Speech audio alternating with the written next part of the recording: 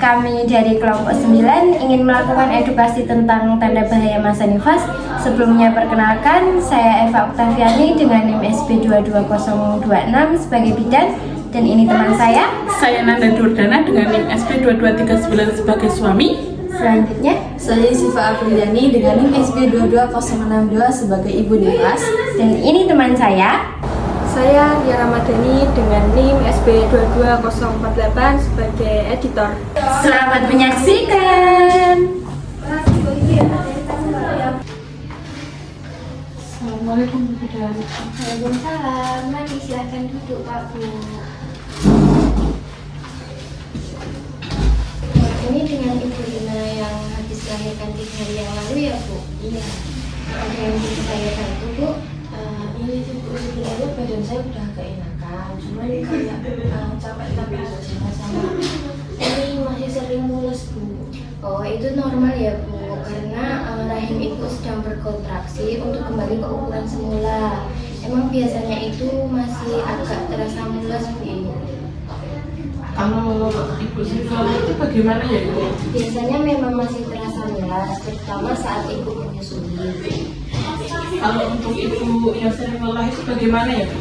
Wajar Pak, karena Ibu masih dalam masa pemulihan dan kurang tidur karena mengurus bayi. Karena itu Ibu perlu banyak istirahat dan dukungan dari keluarga juga. Baik Bu Bidan, saya berusaha membantu semampunya. Bagus sekali Pak, dukungan suami itu sangat penting saat Ibu masa nifas seperti ini. Tidak hanya membantu pekerjaan rumah, tetapi juga memperhatikan kondisi dan keadaan Ibu. Ini Bu Bidan, saya juga masih takut kalau misalnya ada hal yang berbahaya buat saya, tapi saya nggak tahu semuanya aja. Nah, itu sebabnya hari ini saya akan menjelaskan tentang tanda bahaya masa nifas ya Ibu, supaya Ibu dan keluarga itu bisa lebih waspada. Iya Bu, tolong jelaskan supaya kami paham. Saya pinjam buku KIA ini ya Bu. Sebenarnya di buku KIA ini sudah ada Bu, Pak. Nanti bisa dibaca sendiri ya di rumah. Tapi nanti saya juga akan memberikan tambahan penjelasan mengenai tanda bahaya nifas. Ini ya Pak Bu, nanti bisa dibaca sambil saya bisa menjelaskan. Baik, tanda bahaya yang pertama itu yaitu pendarahan banyak. Memang setelah melahirkan ibu akan mengeluarkan darah nifas.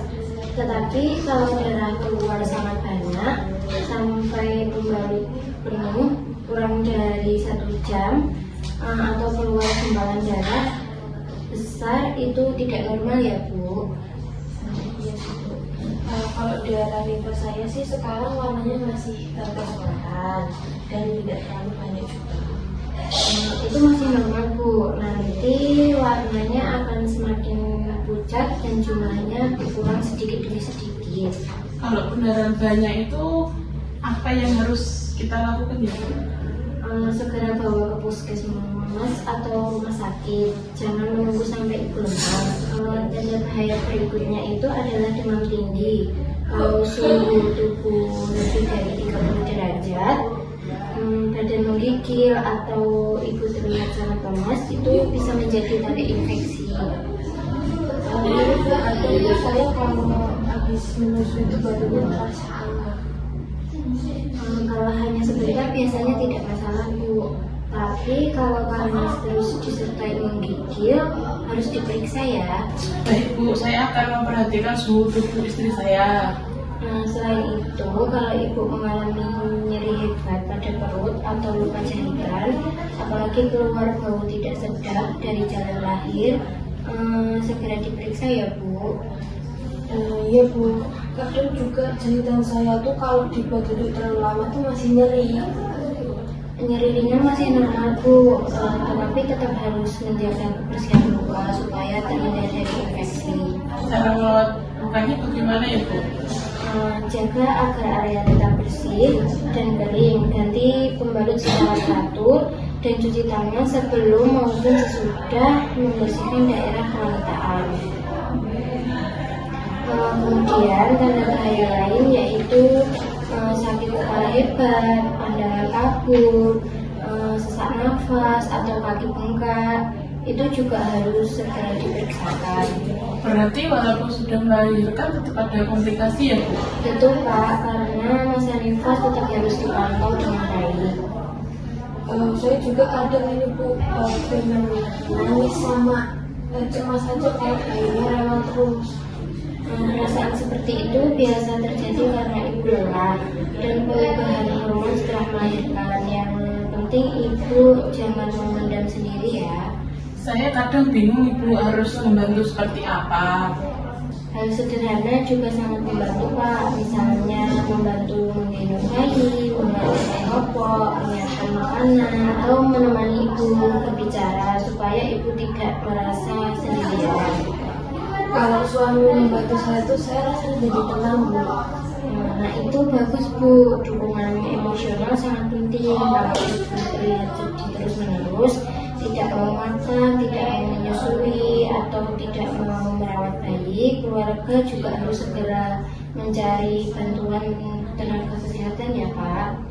Baik Bu, saya akan lebih memperhatikan kondisi istri saya, bukan hanya bayinya saja. Bagus sekali Pak, kesehatan ibu dan bayi itu sama pentingnya. Untuk makanan apa ada pantangan ya Bu? Tidak ada pantangan khusus Bu, selama makanannya bersih dan bergizi. Ibu justru perlu banyak makan sayur, lauk protein, buah, dan minuman cukup supaya ASI-nya lancar. Kalau istri saya ingin membantu pekerjaan rumah, apakah diperbolehkan ya Bu? Boleh melakukan aktivitas ringan, tetapi jangan terlalu lelah dulu.